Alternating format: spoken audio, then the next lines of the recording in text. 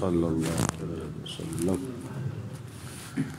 اعوذ باللہ من الشیطان الرجیم، بسم اللہ الرحمن الرحیم۔ الیوم احل لکم الطیبات وطعام الذین اوتوا الکتاب حل لکم وطعامکم حل لہم والمحصنات من المؤمنات والمحصنات من الذین اوتوا الکتاب من قبلکم اذا آتیتموہن اجورہن محسنین غیر مسافحین ولا متخذی اخدان ومن یکفر بالایمان فقد حبط عملہ وہو فی الآخرۃ من الخاسرین۔ صدق اللہ العظیم۔ سورہ مائدہ کی آیت نمبر 5 ہے۔ اللہ تعالیٰ کی ذات بابرکات نے ارشاد فرمایا، الیوم، آج کے دن، احل لکم الطیبات، تمہارے لیے طیبات حلال کر دی گئی ہیں، یعنی پاکیزہ چیزیں جو ہیں وہ تمہارے لیے آج حلال کر دی گئی ہیں۔ یہ آیت مبارکہ اس وقت نازل ہوئی تھی نبی کریم علیہ الصلوۃ والسلام کے حیات مبارکہ میں، کہ جب مکے کی کچھ عورتوں نے مسلمانوں کی کچھ عورتوں کے اوپر فخر کیا تھا، تو خدا کی ذات بابرکات نے اس وقت اس آیت مبارکہ کا نزول فرمایا تھا کہ آج کے دن تمہارے لیے پاکیزہ چیزیں اے مسلمانوں حلال کر دی گئی ہیں۔ اور پاکیزہ چیزوں کے اندر کیا کیا چیزیں آتی ہیں، یعنی کوئی پلید چیز اللہ تعالیٰ نے تمہارے لیے حلال نہیں فرمائی۔ دوسرے نمبر پر وَطَعَامُ الَّذِينَ أُوتُوا الْكِتَابَ حِلٌّ لَّكُمْ، اور ان لوگوں کا ذبیحہ بھی تمہارے اوپر حلال کر دیا گیا ہے جو اہل کتاب ہیں۔ ذبیحہ یعنی وہ جانور جو ذبح کیا جائے، ان لوگوں کا ذبیحہ جو ہے وہ بھی تمہارے لیے حلال کر دیا گیا ہے جو اہل کتاب ہیں۔ اور اہل کتاب کون ہے؟ یہودی اور عیسائی۔ مسلمانوں کے لیے یہودیوں کا اور عیسائیوں کا ذبح کیا ہوا جانور جو ہے وہ اللہ تعالیٰ نے حلال فرمایا ہے۔ شرط یہ ہے کہ یہودیوں میں اور عیسائیوں میں کوئی مشرک نہ ہو، کوئی دیریا نہ ہو۔ آج کل تو کئی عیسائی اور یہودی حضرت عیسیٰ علیہ السلام کو خدا کا بیٹا مانتے ہیں۔ حضرت کچھ عیسائی ایسے ہیں کہ جو حضرت عیسیٰ علیہ السلام کو خدا مانتے ہیں، اور کچھ یہودی ایسے ہیں جو حضرت عزیر علیہ السلام کو خدا کا بیٹا مانتے ہیں۔ تو جو اللہ تعالیٰ کا کوئی بیٹا مانے وہ ہے مشرک، یہ شرکی عقیدہ ہے اور کفریہ عقیدہ ہے۔ اللہ نے فرمایا کہ جو عقائد حضرت عیسیٰ علیہ السلام نے اپنے عیسائیوں کو دیے تھے، اور جو عقائد حضرت موسیٰ علیہ السلام نے یہودیوں کو دیے تھے، ان عقائد کے مطابق اگر کوئی یہودی یا کوئی عیسائی ہے تو پھر ان کے ہاتھوں کا ذبح کیا ہوا جانور جو ہے وہ مسلمانوں کے لیے حلال ہے۔ اگر کوئی مشرک ہے، کوئی دیریا ہے، کچھ عیسائی تو ایسے ہیں کہ جو دیریا قسم کے ہیں۔ دیریا وہ ہوتا ہے جو خدا کو بھی نہیں مانتا، اللہ تعالیٰ کی ذات بابرکات کو بھی نہیں مانتا۔ تو ان میں کوئی ایسا شخص ہے تو پھر ان کا ذبیحہ جو ہے وہ مسلمانوں کے لیے حرام ہے۔ اگر صحیح عیسیٰ علیہ السلام اور موسیٰ علیہ السلام کے بتائے ہوئے عقائد پر ہیں تو ان کا ذبیحہ اللہ تعالیٰ نے مسلمانوں کے لیے حلال فرمایا ہے۔ تیسرے نمبر پر فرمایا وَطَعَامُكُمْ حِلٌّ لَّهُمْ، اور تمہارا کھانا ان کے لیے حلال ہے۔ اے مسلمانوں، تمہارے ہاتھوں کا ذبح کیا ہوا جانور جو ہے وہ ان یہودیوں کے لیے اور ان عیسائیوں کے لیے حلال ہے۔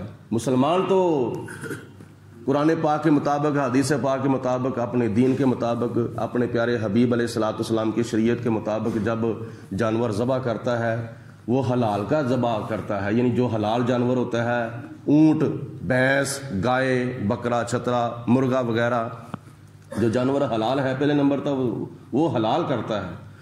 اور دوسرے نمبر پر جب حلال کرتا ہے تو بسم اللہ اللہ اکبر کہہ کر، یعنی اللہ کے نام پر ان کو ذبح کرتا ہے۔ تو مفسرین کرام نے فرمایا کہ اگر وہ بھی اپنے صحیح عقائد کے مطابق زندگی بسر کر رہے ہیں، جن کے اندر کفری عقیدہ نہ ہو، شرکی عقیدہ نہ ہو، اگر وہ اللہ کے نام پر، عیسیٰ علیہ السلام کے نام پر نہیں، موسیٰ علیہ السلام کے نام پر یا حضرت عزیر علیہ السلام کے نام پر نہیں، بلکہ اللہ کے نام پر بسم اللہ اللہ اکبر کہہ کر اگر یہودی عیسائی ذبح کر دیتے ہیں کسی جانور کو، حلال جانور کو، تو وہ مسلمانوں کے لیے بھی حلال ہے۔ تو خدا کی ذات بابرکات نے فرمایا تمہارا ذبیحہ ان کے لیے حلال ہے اور ان کا ذبیحہ تمہارے لیے مسلمانوں حلال ہے۔ اسی طرح آگے اللہ تعالیٰ نے ارشاد فرمایا والمحصنات من المؤمنات، اور مسلمان آزاد پاک دامن عورتیں، مسلمان پاک آزاد پاک دامن عورتیں، پارسا عورتیں، وہ بھی تمہارے لیے حلال ہیں، ان کے لیے تم نکاح کر سکتے ہو، ان کے ساتھ تم نکاح کر سکتے ہو۔ والمحصنات من الذین اوتوا الکتاب من قبلکم، اے مسلمانوں، اے امت محمدیہ، جو تم سے پہلے اہل کتاب گزر چکے ہیں، ان کی پارسا عورتیں، پاک دامن عورتیں بھی تمہارے لیے حلال ہیں، تم ان کے ساتھ نکاح کر سکتے ہو۔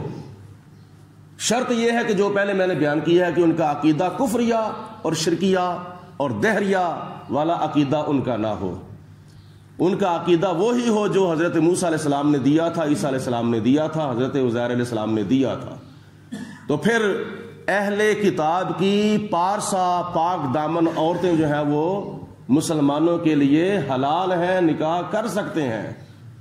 اور خدا کی ذات بابرکات نے یہ گنجائش دی ہے، اور پھر ساتھ شرط بھی لگائی ہے، اس لیے کہ اذا آتیتموہن اجورہن، جب کہ تم ان کے مہر ان کو ادا کر دو۔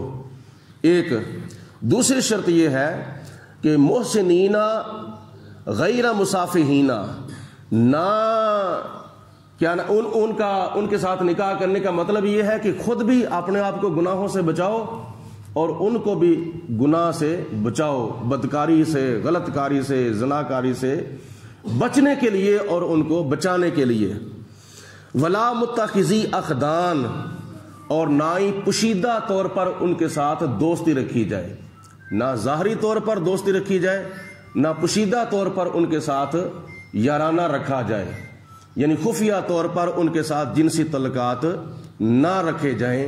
ان کاموں سے بچنے کے لیے اللہ تعالیٰ کی ذات بابرکات نے ارشاد فرمایا کہ اہل کتاب کی عورتیں جو صحیح کیا نام ہے عیسیٰ اور موسیٰ علیہ السلام کی عقائد پر ہیں، ان کے ساتھ مسلمانوں کا نکاح ہو سکتا ہے، مگر کسی مسلمان عورت کا نکاح جو ہے وہ عیسائیوں اور یہودیوں کے ساتھ نہیں ہو سکتا۔ یہ شرطیں ہیں، اور یہ شرطیں اگر پوری ہو جائیں تو پھر خدا کی ذات بابرکات نے گنجائش دی ہے۔ وَمَن يَكْفُرْ بِالْإِيمَانِ، اور جو ایمان لانے کے بعد کافر ہو جائے، مت خیال کرو کہ ہم مسلمان ہیں، لیکن خدا نہ خواستہ اللہ تعالیٰ نہ کرے کبھی کبھی ایسا ہو بھی جاتا ہے، منہ سے جذبات کے اندر آ کے کلمات کفریہ منہ سے نکل جاتے ہیں، یہ ممکن ہے، تو اس وقت فوراً اپنے ایمان کی تجدید کرنی چاہیے۔ گھر کے اندر لڑائیاں جھگڑے کرتے وقت کئی کفریہ کلمات بولے جاتے ہیں، تو اپنے آپ کی اصلاح ہونی چاہیے، جب بولو غصے میں آ کر تو پھر اپنی زبان کے اوپر کنٹرول کر کے بولو، کہیں ایسا نہ ہو۔ مثال کے طور پر خاوند نے کہا ہے کہ اپنی بیوی سے شریعت کے اندر یہ معاملہ ہے، شریعت کے اندر یہ مسئلہ لکھا ہوا ہے، تو بیوی آگے سے کہتی ہے غصے کے اندر آ کے پرے رکھ شریعت کو، اپنی بات کر، تو یہ شریعت کی بے ادبی ہوگی، اور شریعت کی مصطفیٰ کی بے ادبی کفر ہے۔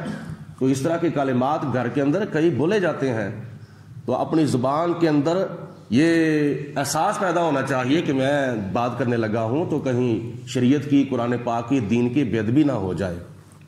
اللہ فرماتا ہے کہ جو ایمان لانے کے بعد کفر اختیار کر لے، اپنے ایمان کو ضائع کر لے، فقد حبط عملہ، تو اس کے سارے عمل جو ہیں وہ برباد ہو جاتے ہیں۔